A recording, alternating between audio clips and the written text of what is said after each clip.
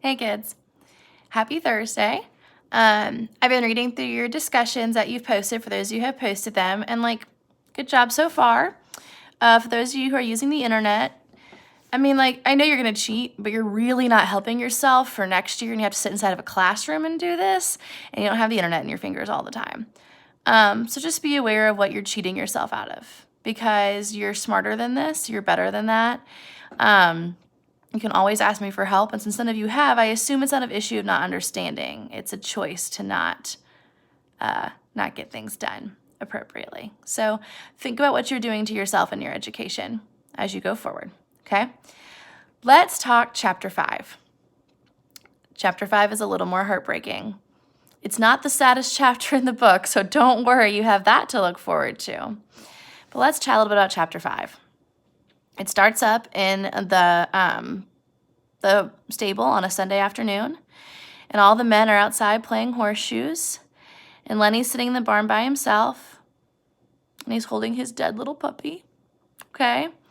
And he asks him, he's petting it, and asks the puppy, why'd you have to get killed? You ain't so little as mice. I didn't bounce you hard. And he said, now George isn't going to let me tend no rabbits if he finds out you got killed. So Lenny bounced him and broke his little puppy's neck, okay? He says, well, this isn't so bad that I should go hide in the bush, right? I'll tell George I found it dead. He said, but George knows. He'll always know. He'll just say, you done it. Didn't try to put nothing over on me. And he'll say, now just that you don't get 10 no rabbits. Then he gets upset, and he gets angry at the puppy and throws it. And he's like, why'd you get killed? You're not so little as mice. And he's very sad. Lenny's experiencing a few different emotions of loss. He's lost his puppy, who he loves so dearly. We know that. And he's also lost his dream, right? Lenny's experiencing a lack of hope. He's very scared. This means he doesn't get to tend his rabbits, and that's what Lenny's been holding on to. And looking at the idea of hope, guys, throughout this story, we're looking at over and over and over again having hope, how that makes a person change, and then losing hope and how that makes a person change, okay? He's sitting there holding the puppy, and he's sad, and Curly's wife comes around the corner, and she came quietly, and she looks pretty. Her hair is curled, and she's got makeup on, and she says, what do you have there? And George is like, and Lenny says, George says I can't talk to you. And she said,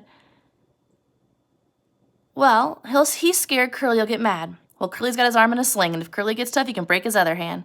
You didn't put nothing over on me about getting it caught in a machine. Okay?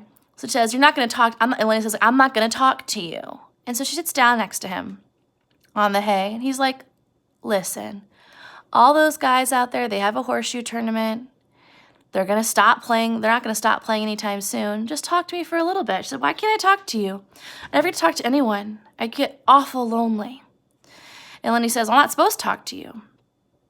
And she says, I get lonely. You can talk to anybody, but I can't talk to anybody but Curly, or else he gets mad. How would you like to not have to talk to anybody? And Lenny, who doesn't really understand people's emotions, is kind of like, I'm not supposed to talk to you. And then she sees the puppy, and she says, oh, it's dead.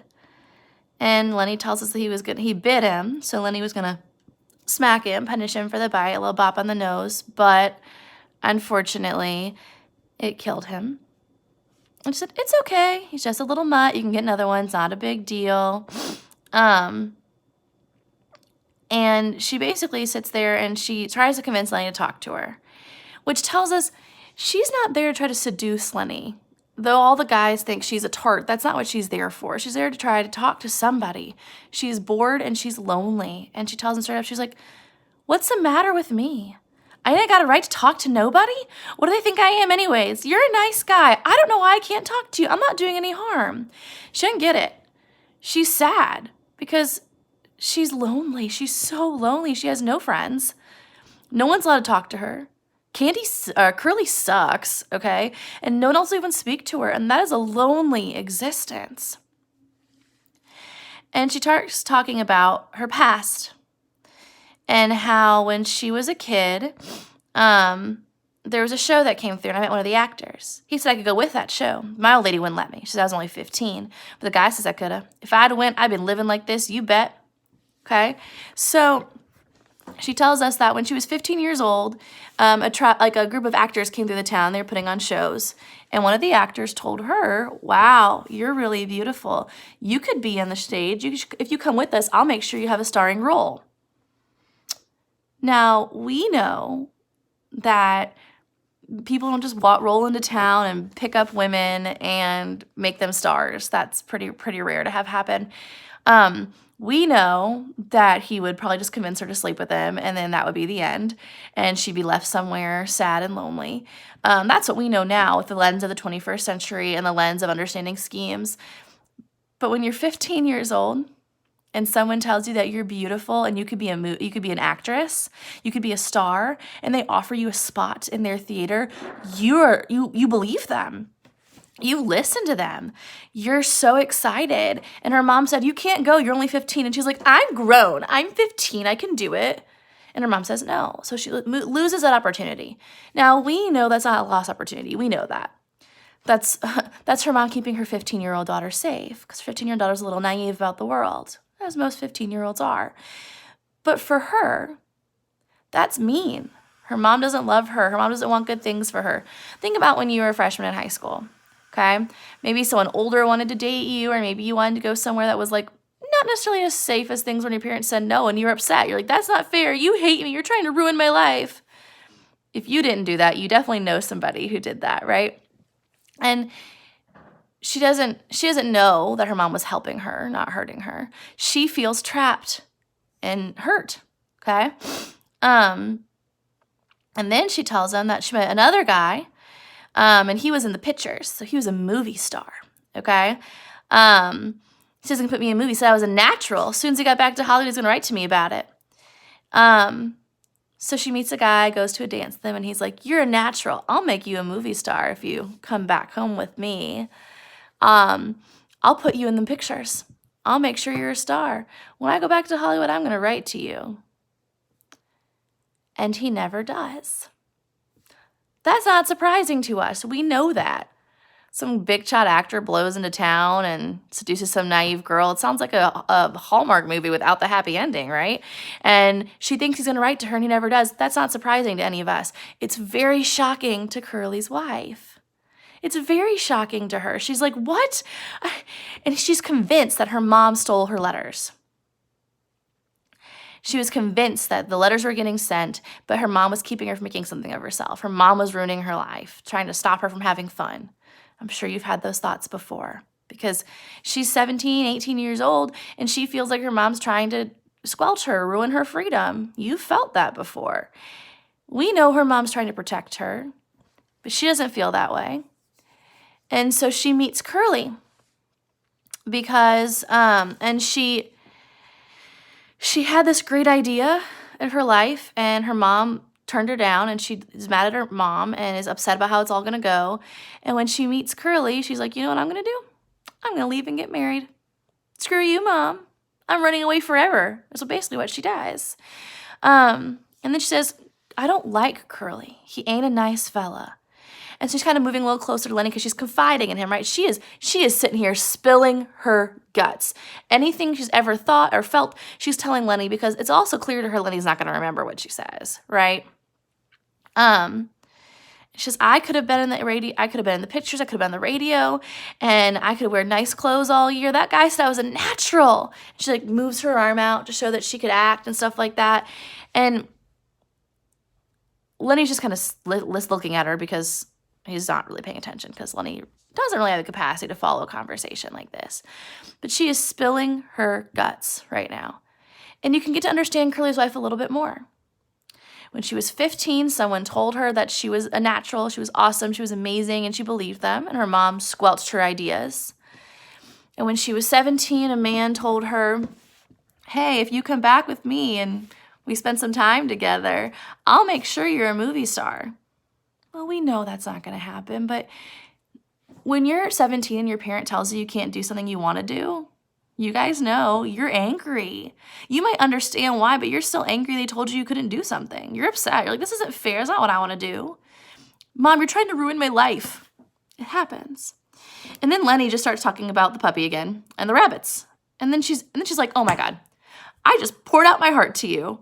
And you're talking about the rabbits. And then Lenny explains to her, I like to pet nice. She's like, why are you so upset about the rabbits? He said, I like to pet nice things. Once at a fair, I seen some long hair rabbits, and they were nice, you bet. Sometimes I even pet mice, but not when I could get nothing better. And Curly Wife says, I think you're nuts. And he says, I'm not. I just like to pet nice things with my fingers, soft things. And she's like, oh, well, who doesn't? Everyone likes to touch soft things, you know? I like to feel silk and velvet. She's like, do you like velvet? And he's like, I love velvet. Velvet's the best. I used to have some velvet. My Aunt Claire gave it to me, but I lost it. And she starts laughing, and she's like, you're nice. You're a nice guy, but you're nuts. Kind of like a big baby.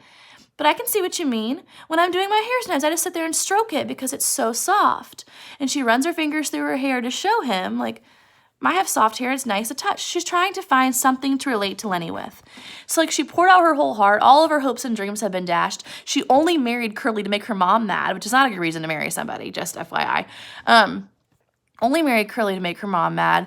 She doesn't love him. She's not happy where she lives. Nothing in her life is going right. She said, like, since she was 15 years old, everything that was supposed to happen for her has never happened, right? So she's trying to relate to Lenny in any way possible. She has no girlfriends. She doesn't have her mom to talk to. She doesn't even have guy friends. Nobody. She's like, oh, I get it. I understand how you feel. I also like to touch soft things. She's finally excited to have a friend. And she says, some people don't have nice hair. I have really nice hair because I brush it a lot. She's like, look, touch my hair and see how soft it is. So he does. He starts petting her hair, but he pets her hair in the way that like a, 6'7", 300-pound 5-year-old would. Pet, pet, pet. And she's like, don't mess up my hair. And he was like, oh, that's so nice. Starts to stroke harder and harder. And it's probably hurting her, right? Because you ever just want to try to like mess with your hair and they're pulling and it doesn't feel good. Okay. And she's like, now stop. And she tries to jerk her head and Lenny holds on. And she starts to yell at him. But we know what Lenny does when he's scared. He panics. So he's holding her hair like this. And she freaks out because let's be honest, guys, if someone who is way stronger than you and way bigger than you grabs you by the hair and won't let go, you probably start to panic, right? Like you're scared. And she's like, and she starts to scream.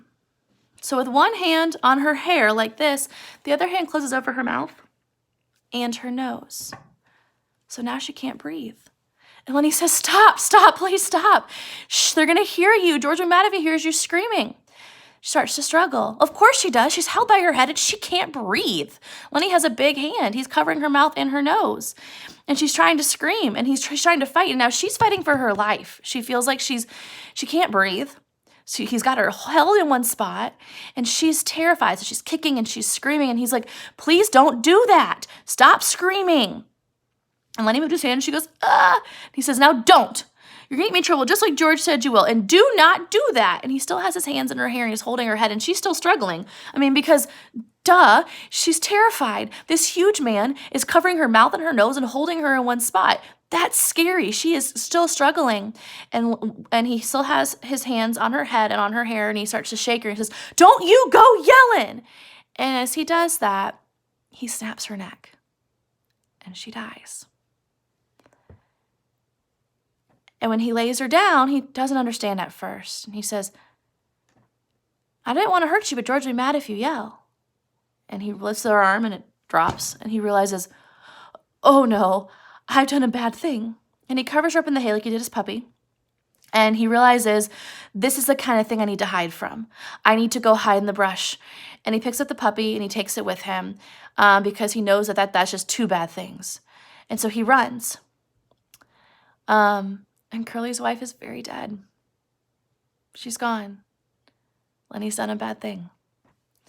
And the barn at first feels really quiet and Curly's wife, she looks really beautiful because all the things that made her sad are gone from her face. Her eyes are closed. She's lying on the ground there and her her makeup still looks really good. She's got lipstick on, and then Candy walks in and calls for Lenny. He's like, Lenny, where are you? And he rounds the corner and sees Curly's wife, and he thinks at first she's just lying there. And he's like, you shouldn't sleep here. And then he leans to be near her and realizes that she's dead. And he runs out to get George. And he points to Curly's wife, and just brings George in. And they realize what happened. And he says, and George says, I should have known. I guess maybe in the back of my head I did. And Kay says, what are we going to do now? And George says, we got to tell the guys. We got to get him to lock him up. We can't let him get away. I mean, he'd starve, and maybe they'd lock him up and be nice to him. Because George knows Lenny just murdered someone with his bare hands. And George, when the woman in weed, George didn't do anything about it. They ran away, and with all the mice and with the puppy, we're just kind of mounting on the things that Lenny has hurt or the pain he has caused, and you can't just make a murder go away. And Candy's like, no. We have to let him get away. Curly's going to want to lynch him. Curly will get him killed. So if you're unaware, if you've only heard lynching in the terms of a racial lynching, lynching just means death without a fair trial, and when you become the judge, jury, and executioner all by yourself. It's intentionally killing someone in the name of justice without letting them have a trial by law first. So Candy says, Curly will murder him. Like, he's not going to let him get locked up. He will murder him. And then Curly speaks. He's like, you know what, you're right. And then Curly says his greatest fear. And Candy says his greatest fear. And he says, we can still get our place, can't we? Can we still have somewhere nice to live? And George just looks down, and Candy just looks down. And they realize that their dream is not going to come true.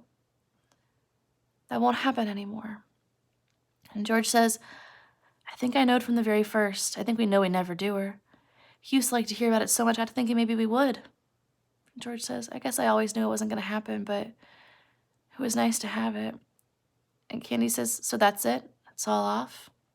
And George said, I'll work my month, I'll take my $50 and I'll stay all night in some lousy cat house, or I'll sit in a pool room till Ren gets home, and I'll come back and I'll work another month and have $50 more. Because they've lost their hope. It's gone. Their dream is gone. Sorry, allergy season is real. Something bloomed last week and I've been sneezing nonstop. And their hope is totally gone. This is it. They have nothing else that they're looking forward to. And George says, I'll just become like one of the other guys. He knows he won't have Lenny anymore because at the very least he need to get Lenny away. And if they find George, they'll find Lenny, and Lenny's kind of hard to hide. So they know that they won't be able to have Lenny anymore. And he basically says, I'm going to turn into one of those guys who just works for $50 and goes and blows it all on prostitutes or liquor, and I'll do it every month, and that's just my life now. Because George has lost his hope. And Kenny said, I didn't think he would do anything like that. And George said, he didn't do it on purpose. He didn't do it to meanness. He says, I got to tell the guys. I ain't going to let him hurt Lenny. Now, you listen. The guys might think I was in on it. I'm going back to the bunkhouse. Then you come out, tell the guys about her, and I'll come along like I'd never seen her before. Will you make sure the guys know I'm not in on it? Kenny said, sure, I can do that. So then Candy's upset, and he's angry, and his hope is gone. He has lost his dream. He finally had something to look forward to in his life, and that's over. That's gone. And he starts yelling at Curly's wife's body. He's like, this isn't fair. I could have hoed in the garden and washed dishes. And he repeats the story because for him it was a dream. It was something so exciting, and now it's gone. He starts to cry, and he leaves. He gets the guys. They all come in, and they find Curly's wife's body. And Curly comes in and says, I know who did it. That big son of a bitch done it. I know he done it. Or else he's out there playing horseshoes. He said, I'm going to get him. I'm going for my shotgun. I'll kill the big son of a bitch myself. I'll shoot him in the guts. Come on, you guys. I'll get my Luger. Okay? Well, Carlson says he's going to get his Luger. Remember, Carlson, that's what he shot Candy's dog with. And Slim looks at George. He's like, I think he did it. And George just doesn't answer. And Slim said, maybe it's kind of like that time in weed. And George just nods. They said, okay, we got to go find him. Do you know where he is? George says, I know where he is. And he says, can't we bring him in and lock him up? He's nuts. He didn't mean to do that. Like, he just has issues. And Slim says, if we can keep Curly in, we could probably do that, but Curly's going to want to shoot him. Curly's still mad about his hand. Again, not about his wife, because Curly doesn't give a flying anything about his wife. He doesn't care about her. He's not in there mourning over his dead wife's body. He sees his wife dead on the ground, doesn't drop to his knees in sorrow, but he gets excited about murdering Lenny. This is an excuse for him. He's still angry about his hand, and this gives him a chance. He can go after Lenny. Because Curly sucks. Curly is arguably the worst character in this entire story. Okay? He sucks. He's not upset about his wife dying. He's excited to go kill Lenny. And Slim says, but yeah, think about it. If they lock him up and strap him down and put him in a cage, that's not good either. That's not a life for somebody. And George says, I know. And then Carlson comes running in and says his gun is missing. And they go to go get the cops, right? And George asks him to please not shoot Lenny. Please don't. He's crazy. He didn't mean to hurt him. He didn't know what he was doing. He said, don't shoot him. I'm definitely going to shoot him, because they think Lenny stole Carlson's gun. Now, we know that Lenny didn't steal anyone's gun, because that's not how that works. And Slim says, Curly, maybe you should stay here with your wife. And Curly says, no, I'm going. I'm going to shoot that big bastard myself. I'm going to get him. Because, again, he doesn't care about his wife. Because Curly's wife was right. Living with Curly is not a life. It's miserable. He's the only person she's allowed to speak to, and he sucks so much and doesn't even care about her. And Candy stays with the body, and he just says, poor bastard. And he gets sad. He lays down in the hay and covers his eyes with his arm because he's lost his hope. We'll finish the book on Monday. Like I told you before, I told you it wasn't going to be a happy book. We've had a lot of foreshadowing up to this point, so I hope you've been paying attention. We'll talk about that in depth with our final online discussion, which I will be asking questions and joining with you guys, kind of being involved in that. We'll try to set up a time frame for it if possible. If you can't get in, it's not a big deal. But be prepared for the end to be sad. I hope you've been actually reading this. It's a really good book, and it's not that much. It's very short. Like, the actual book itself, when you see it in class, it's a little taller than your iPhone, and it's about 100 pages long. We're not looking at a lot of work here. But you can learn a lot from it. So I hope that you're actually giving yourself a chance to read and understand and learn and grow, because I think it's important. Do good. Be good. I love you.